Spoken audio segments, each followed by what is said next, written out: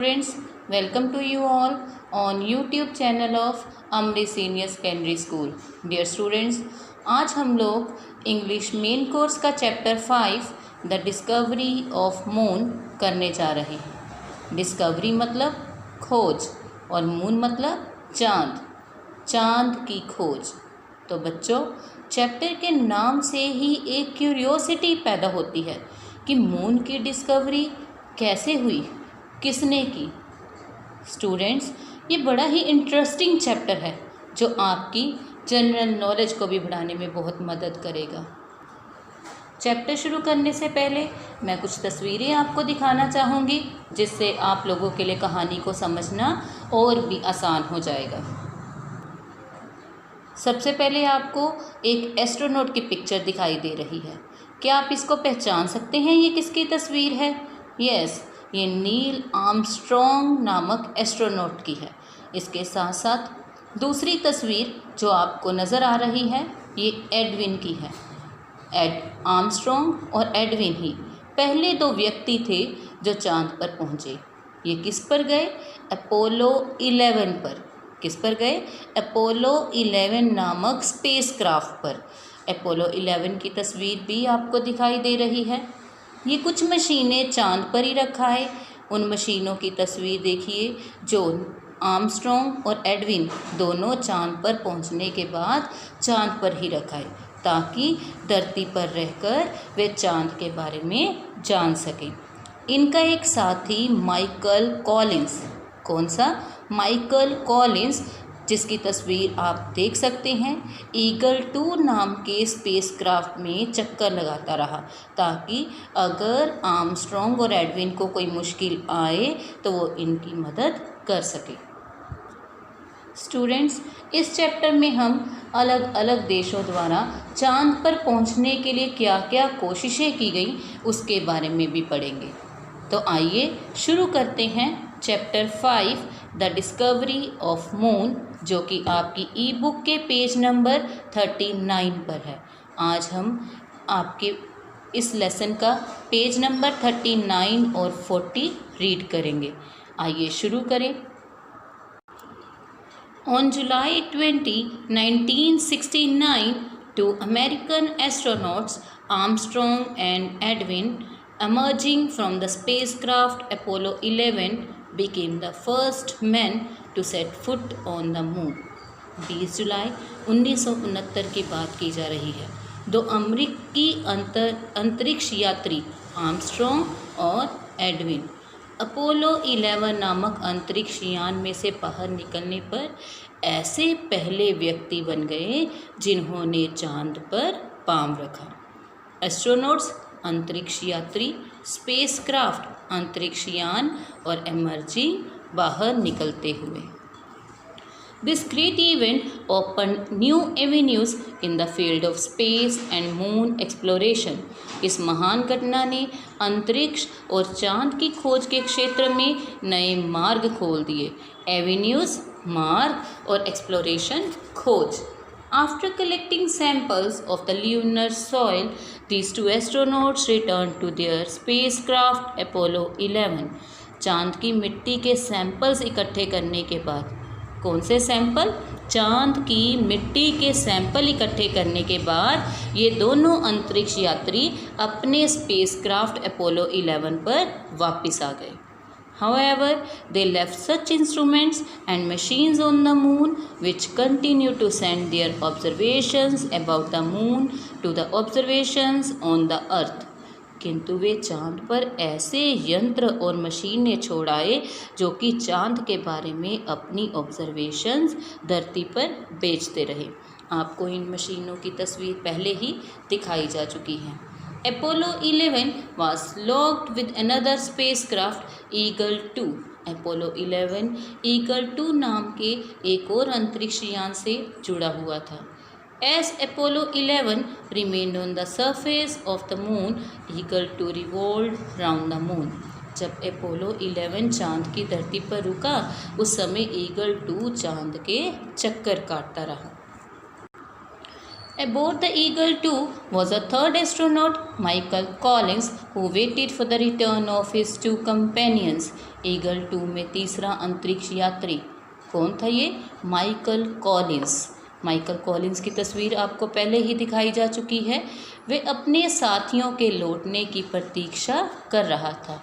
उसके स्पेसक्राफ्ट का क्या नाम बताया गया? Eagle 2। Next paragraph. After the successful expedition, a series of Apollo spacecraft for making more manned space flights to moon was started. इस सफल खोज के बाद मनुष्य द्वारा चलाए जाने वाले अपोलो स्पेसक्राफ्ट की श्रृंखला ही शुरू कर दी गई कि एक के बाद एक स्पेसक्राफ्ट चांद पर भेजा जाने लगा। These flights made available extremely useful and wonderful information about moon कि इन उड़ानों ने चांद के बारे में बड़ी ही फ़ायदेमंद और अद्भुत जानकारी दी। This new information removed all kinds of misconceptions about the moon from the minds of the people and the world over. इस नई जानकारी ने पूरे संसार के लोगों के दिलों से चांद के बारे में हर तरह की गलत धारणा को बाहर निकाल दिया। मिसकंसेप्शंस, गलत धारणाएं। The discovery of moon formed an important part of the space program कि चांद की खोज अंतरिक्ष के प्रोग्राम का एक बहुत ही बड़ा हिस्सा थी। Besides Earth, it was the only heavenly mass where man landed and had a glimpse of it. धरती के अलावा केवल यही एक आकाशीय पुंज था जिस पर मनुष्य ने अपना पैर रखा और इसका नज़ारा लिया। ग्लिम्स, नज़ारा, और हेवनली मास, आकाशीय पुंज। Spacecraft have been landed on other planets too, but man has yet to set his foot on any of these heavenly bodies. बाकी के ग्रहों पर भी अंतरिक्ष यान उतारे गए, परंतु मनुष्य ने अभी इन आकाशीय पुंजों पर पैर रखना है कि अभी ह्यूमन बीइंग ने किसी और ग्रह के बारे में नहीं जाना। The USSR and the USA had worked out programs for the exploration of moon. कौन से देशों की बात की गई? USSR और USA। USSR क्या है? सोवियत संघ व रशिया। और USA क्या है? संयुक्त राज्य अमेरिका। इन्होंने चांद के बारे में खोज के प्रोग्राम्स बनाए थे। The USSR sent there its spaceships, whereas USA sent its astronauts. USSR ने अपने अंतरिक्ष यान भेजे जबकि USA ने अपने अंतरिक्ष यात्री भेजे। The exploration of planets is still going on but there is no more any programs for further exploration of moon. ग्रहों की खोज अभी भी चल रही है, परंतु चांद संबंधी और अधिक खोज करने के लिए अब और कोई प्रोग्राम नहीं है। The Soviet Union did not feel it necessary to land man on the moon. Soviet संघ USSR ने मनुष्य को चांद पर भेजना जरूरी नहीं समझा। It thought it more appropriate to send spaceships and to carry on exploration with the help of scientific instruments only. USSR ने सोचा कि स्पेसशिप्स को चांद पर भेजना ज़्यादा ठीक होगा और साइंटिफिक इंस्ट्रूमेंट्स के ज़रिए ही खोज का काम किया जाए। The Soviet scientists sent a spacecraft called Luna 16 on the moon in September 1970. Soviet union ने सितंबर 1970 को ल्यूना 16 नाम का एक स्पेसक्राफ्ट चांद पर भेजा। It carried a robot that was placed on the surface of the moon. इसमें एक रोबोट था जिसे चांद की धरती पर ले जाया गया। A robot was found to be as good as a man to carry out experiments on moon's surface. चांद की धरती पर एक्सपेरिमेंट करने के लिए रोबोट भी उतना ही ठीक साबित हुआ जितना कि मनुष्य। Moreover, it was also less expensive and above all, human life was not endangered. इसके साथ साथ ये कम खर्च वाला था। सबसे बड़ी बात कि मनुष्य की ज़िंदगी को खतरे में ना डाला गया। स्टूडेंट्स, आज की रीडिंग में हमने पढ़ा कि पहले चांद पर मनुष्य को उतारा गया, लेकिन बाद में इसी काम के लिए रोबोट्स का प्रयोग शुरू कर दिया गया। नेक्स्ट होमवर्क है फर्स्ट नंबर पर, answer the following questions in one word और सेंटेंस। एक शब्द में या एक वाक्य में आपने नीचे दिए गए क्वेश्चंस के उत्तर लिखने हैं। फर्स्ट क्वेश्चन है, who wrote the chapter the discovery of moon. The discovery of moon chapter किसने लिखा है। सेकंड क्वेश्चन है, name the first two man who landed on the moon. चांद पर लैंड करने वाले सबसे पहले 2 लोगों के नाम आपने लिखने हैं। थर्ड क्वेश्चन है, what did Armstrong and Edwin do on the moon. कि आर्मस्ट्रॉन्ग और एडविन ने चांद पर क्या किया था। क्या किया था उन्होंने, सैंपल इकट्ठे किए थे। किसके, चांद की मिट्टी के। इसको आपने इंग्लिश में लिखना है। नेक्स्ट है, which countries had made programs for the exploration of the moon. कि चांद की खोज के बारे में जो प्रोग्राम बनाए गए, जो योजनाएं बनाई गई, वो किन देशों ने बनाई थी, उन दोनों देशों के नाम आपने यहाँ पर लिखने हैं। फिफ्थ क्वेश्चन है, what was the name of their space craft. कि एडविन और आर्मस्ट्रॉन्ग जिस स्पेस क्राफ्ट पर गए थे, उस स्पेस क्राफ्ट का नाम क्या है। नेक्स्ट फिलिंग द ब्लैंक्स हैं, two dash astronauts landed on the moon on July 20, 1969। 20 जुलाई 1969 को चांद पर उतरने वाले जो एस्ट्रोनॉट हुए हैं वो कौन से देश से संबंध रखते थे, उसका नाम आपने बताना है। नेक्स्ट है, the dash Saint it's astronauts and the dash Saint it's spaceships for the exploration of the moon.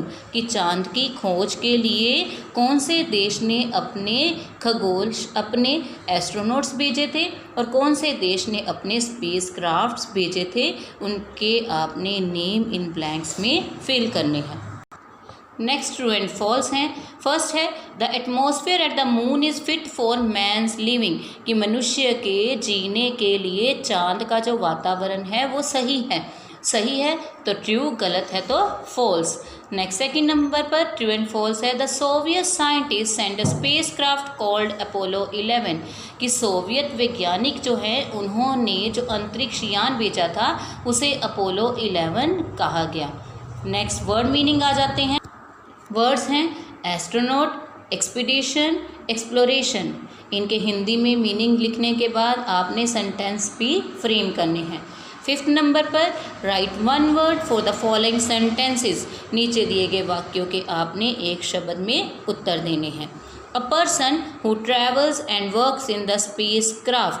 अंतरिक्ष में यात्रा करने वाले, काम करने वाले व्यक्ति को क्या कहा जाता है।